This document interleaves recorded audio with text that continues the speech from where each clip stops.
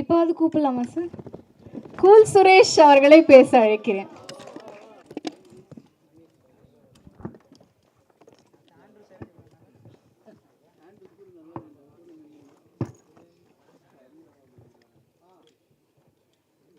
மேடையில் அமர்ந்திருக்கும் அனைவருக்கும் வணக்கம். பத்திரிகை நண்பர்கள், ஊடக நண்பர்கள், இணையதள நண்பர்கள் அனைவருக்கும் வணக்கம். மேடையில் பேசி கைத்தட்டல் வாங்குற அளவுக்கு நான் பெரிய பேச்சாளர் இல்லை, அதனால் தயவு செஞ்சு நீங்களே ஒரு தடவை கைத்தட்டிடுங்க.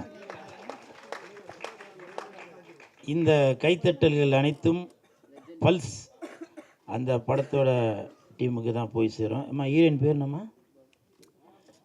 Heroine Ashika, please welcome. Rishika, please welcome. After the stage please sit down. பரவாயில்ல, என் சீட்டை அவங்க எடுத்துட்டாங்க. இப்போ கூட பார்த்தீங்களாங்க, என்னங்க முதலமைச்சர் சீட்டுன்னு சண்டை போடுறீங்க. இந்த கூல் சுரேஷ் விட்டு கொடுத்தோம் பார்த்தீங்களா ஒரு சீட்டு, அதுதாங்க 2026.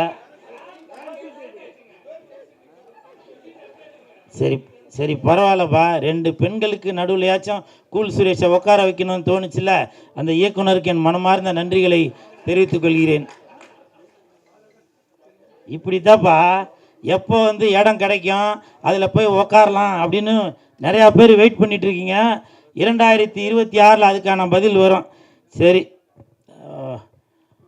ராஜன் சார், நீங்கள் வாழ்த்த வந்ததில் ரொம்ப நன்றிங்க சார். அப்புறம் டென்னிஸ் சார், நீங்களும் வாழ்த்த வந்ததில் ரொம்ப நன்றி.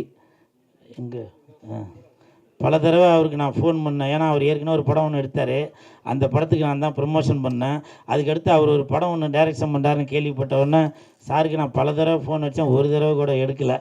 இருந்தாலும் அடுத்த படத்திற்கு நான் கண்டிப்பாக இப்போவே நான் சொல்கிறேன், அவரோட படத்திற்கு என்னை பயன்படுத்தாட்டியும் அவரோட படத்துக்கு நான் சப்போர்ட் பண்ணுவேன் சார். சரிங்களா? இது நான் சினிமா மீது நான் வைத்திருக்கிற லவ். இது படம் ஃபைல்ஸ், இது ஃபைல்ஸ்ன்னு தாங்க ஞாபகம் வருது. உண்மையிலே நான் நடந்தது ஒன்று சொல்கிறேன். இந்த படம் நான் நடிக்கிறப்ப படத்துக்கு பேர் வைக்காமல் தான் இருந்துச்சு. அப்புறம் ஒரு கொஞ்ச நாள் கழித்து படத்துக்கு பேர் வச்சுட்டு டைரக்டர் நவீன் சார் எனக்கு வாட்ஸ்அப்பில் அனுப்பிச்சார், ஏன்னா ஸ்டில் அனுப்பிச்சிருக்கேன் பாருங்கண்ணே அப்படின்னு. நான் படிச்சுட்டு அது நமக்கு இங்கிலீஷ் தான் அரகுறல்ல, ஃபைல்ஸ்ன்னு படிச்சுட்டு என் கூட இருக்கவன்ட்ட வர காமிச்சேன், இது என்னடா ஒழுங்கா. அப்போ அவனும் ஃபைல்ஸ்ன்னு படிச்சிட்டான். அதுக்கப்புறம் எனக்கே ஒரே டவுட், ஏன்னா இந்த படத்தில் ஹீரோ மகேந்திரன் ஃப்ளாஷ்பேக்லேயும் வருவார்.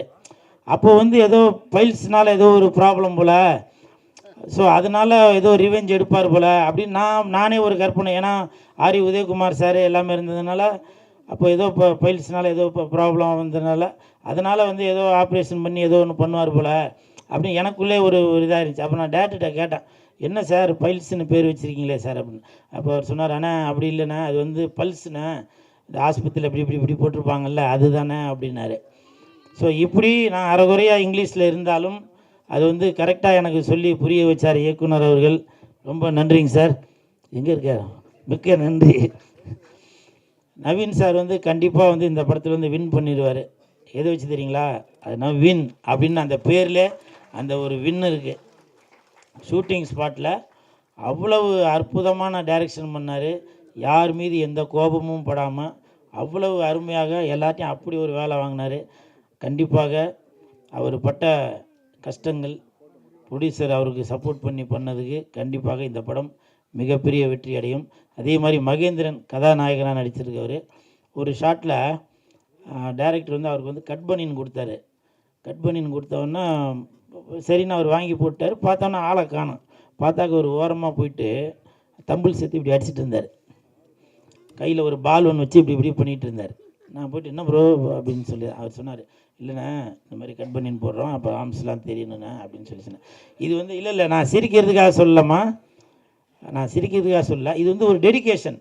நான் காக்க படம் நடிக்கிறப்போ சூர்யா சார் ஜோதிகா மேடம் காம்பினேஷனில் நடிக்கிறப்போ கௌதம் மேனன் சார் சொல்லிவிட்டு ஷார்ட் சொல்லிவிட்டு நேராக மானிட்டர்கிட்ட போய் உட்காந்துட்டார். ஹீரோவை காணும் சார், ஹீரோ காணும் அப்படின்னு. அப்போ சொன்னாங்க, இல்லைங்க அவர் புஷ்அப் தண்டெல்லாம் எடுத்துகிட்டு இருக்காருங்க அப்படின்னு. ஏன்னா அது கன் எடுத்து இப்படி வைக்கும்போது அந்த இதெல்லாம் அப்படி தெரியணும் அப்படின்னு. ஸோ அப்படி ஒரு டெடிக்கேஷனோட உள்ள மகேந்திரன், ப்ளீஸ் ஒரு கைத்தட்டலுக்கு விடுங்களேன். என்னை விட சீனியர் தான் மகேந்திரன். இருந்தாலும் அந்த டெடிகேஷன் எனக்கு கூட இல்லை. அப்போ பாருங்கள், அப்போ நம்ம ஒரு ஹீரோ அப்படின்றப்போ ஆடியன்ஸ் பார்க்குறப்போ நம்ம அதுக்கு ஒரு முன்னுதாரணமாக இருக்கணும் அப்படின்னு சொல்லி. ஏன்னா இப்போ உள்ள நடிகர்கள் என்ன பண்ணுவாங்க, காலையில் வந்தோடனே அந்த ஹோட்டலில் பரோட்டா சொல்லு, இந்த ஹோட்டலில் ஆட்டுக்கால் பாயா சொல்லு அப்படின்னு சொல்லி தொப்பையும் தொந்தியுமாக தான் இருப்பாங்க. ஸோ அப்படி இருக்கிற காலகட்டத்தில் இப்போ கூட அந்த சாங்கில் கூட பார்த்தீங்கன்னாக்க எனக்கு விஜய் சார் தான் ஞாபகம் வந்தார். ஸோ அந்த மாதிரிலாம் அவர் வந்து ஸ்டெப்பு போட்டிருந்தார். அவருக்கு என் மனமார்ந்த வாழ்த்துக்கள்.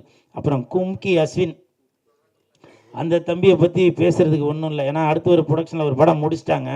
அந்த டைரக்டரும் தெரிஞ்சவர், ப்ரொடியூசரும் தெரிஞ்சவர், என்னை பயன்படுத்தலை.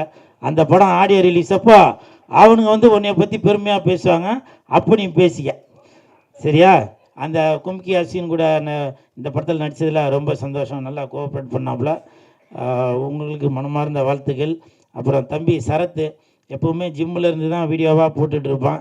இங்கே வந்து என்னென்னவோ போடுறான். நீ பரவாயில்ல, நீ வந்து அந்த சேனல்லேருந்து தான் வந்தேன்னு அடிக்கடி நிரூபிச்சிட்ருக்க. மொக்க காமெடியாக இருந்தாலும் உன்னை நான் கைத்தட்ட வச்சுருந்தேன் பார்த்தியா. மிக்க நன்றி, சூப்பர்பா, வாழ்த்துக்கள். அப்புறம் இபி சுந்தர் சார், அவர் வந்திருக்காரா நான் தெரியல. வந்திருக்காரா? ரொம்ப தங்கமான மனிதர். எப்போ ஃபோன் பண்ணாலும் ஆனால் லொக்கேஷன் பார்த்துன்னு இருக்கேண்ணா அப்படின்வார். முந்தா நாள் ஃபோன் பண்ணேன் நைட்டு 2 மணிக்கு. சார் எத்தனை மணிக்கு சார் ப்ரோக்ராம் வரணுன்னு? அண்ணா நான் வந்து லொக்கேஷன் பார்த்துன்னு. என்னண்ணா நைட்டு 2 மணிக்கா அப்படின்னேன். இல்லைங்க, டைரக்டர் சொன்னார் நைட்டில் ரோடு எப்படி பார்க்கணும், அது வீடியோ எடுத்து அனுப்புங்க அப்படின்னு சொல்லி சொன்னார். ஸோ இது எதுக்காக சொல்கிறேன்னா, சிரிக்கிறத விட அப்படி ஒரு டெடிகேஷனோட ஒரு இபி கிடைக்கணும் அப்படின்றதுக்காக சொல்ல. தயவு செஞ்சு அவருக்கு ஒரு கிளாப் கொடுங்களேன் சார். கிளாப்லாம் சொல்லிக்க, அடுத்த படத்தில் மறந்துடாதீங்க. ஓகே.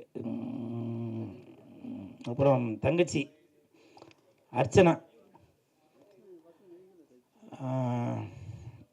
அதாவது என்னை பற்றி நிறையா பேர் என்னப்பா ஏதோ கோமாளித்தனமாக ஏதோ ஒன்று அப்படி பேசிதான் கமெண்ட்டில் அது இதெல்லாம் திட்டுவாங்க. ஆனால் தங்கச்சி அர்ச்சனாவுக்கு தெரியும். நானும் அர்ச்சனாவும் பிக் பாஸில் இருக்கும்போது 100 நாள் ஒன்றாவே இருந்தோம்.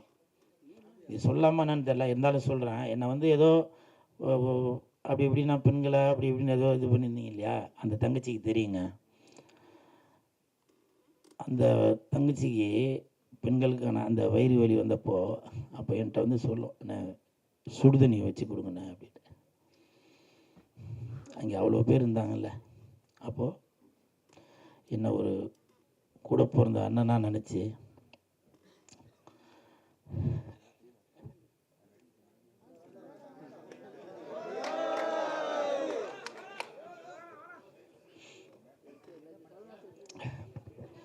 ஏன்னா பல பேர் என்னோட நடவடிக்கையை பார்த்து இவன் ஏதோ அப்படி போலப்பா அப்படி பண்ண போகிறேன். அந்த தங்கச்சிக்கு தெரியும். ஒரே தட்டில் சாப்பிடாத குறை தான். அப்படி இருந்தான் பிக் பாஸில். இப்போ உள்ள பிக் பாஸ் அது வேற. அப்படி இருந்தங்க. அர்ச்சனா, நீ வாழ்த்த வந்ததில் ரொம்ப நன்றி. உன்னோட ஆசீர்வாதத்தில், உன்னோட ரசிகர்கள் சார்பாக கண்டிப்பாக இந்த படம் வந்து மிகப்பெரிய வெற்றி அடையும். அதில் எந்த மாற்று கருத்தும் இல்லை. ஓரளவுக்கு எழுதி வச்சதெல்லாம் படித்தாச்சு. சரி சரி, ஓகே, மிக்க நன்றி. தம்பி கீழே இறங்கு. தம்பி கீழே இறங்குப்பா, ப்ளீஸ் கீழே இறங்குப்பா. தம்பி கீழே இறங்குப்பா ப்ளீஸ். தம்பி கீழே இறங்குப்பா ப்ளீஸ். நீ கீழே இறங்குனாதான் ஃபைல்ஸ் படத்துக்கு டிக்கெட் உனக்கு ஃப்ரீயா தருவேன். தயவு செஞ்சு கீழே இறங்க. மறுபடியும் பார்த்தீங்களா? எனிவே இன்னைக்கு நான் திட்டு வாங்குறது உறுதின்னு தான் நினைக்கிறேன். ஏடா கூடமா எதுவும் போட்டு விட்டுறாதீங்கப்பா. நான் எப்போவுமே விஜய் சாரோட ரசிகர் தான், சரிங்களா? அப்படி போடாதீங்கப்பா. நீங்கள் எதனா ஒன்று போட்டு விட்டுறீங்க. இன்ன வரைக்கும் இந்த கூலுன்னு பேர் வர்றதுக்கு காரணம் விஜய் சார் தான். அது நிறையா பேருக்கு தெரியுமா இல்லைன்னு தெரில. துல்லாத மனம் துள்ளுலேருந்து இந்த டாலர் தான் போட்டிருக்கேன். இது எதுக்காக சொல்கிறேன்னா, இப்போ விஜய் சார் எதனா ஒன்று பண்ணாக்க அதை வச்சு ஏதோ ஒன்று போடுறாங்க, ஒரு வருமானம் வருது அவங்களுக்கு.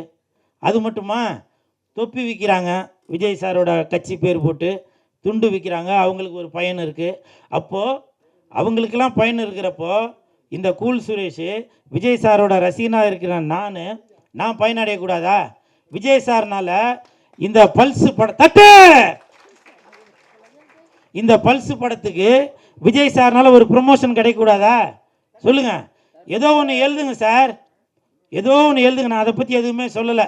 எந்த பிரச்சனை வந்தாலும் அதை சந்திக்கிறதுக்கு தயாரிப்பாளரும் ஜெயிலுக்கு போகிறதுக்கு பேர் என்ன நவீன் சாரும் ரெடியாக இருக்கிறாங்க. நீங்கள் முடிஞ்சால் தில்லு இருந்தாக்க பல்ஸ் படத்தோட இயக்குனர் மேலேயும் தயாரிப்பாளர் வந்திருக்காரா, அவர் மேலேயும் நீங்கள் எதனா ஒன்று பண்ணி பாருங்கள், பார்ப்போம். என்ன எதுவும் பண்ணாதீங்கப்பா, நான் அப்பாவி. சரிங்களா? உங்களெல்லாம் சந்தித்ததில் ரொம்ப சந்தோஷம். நன்றி.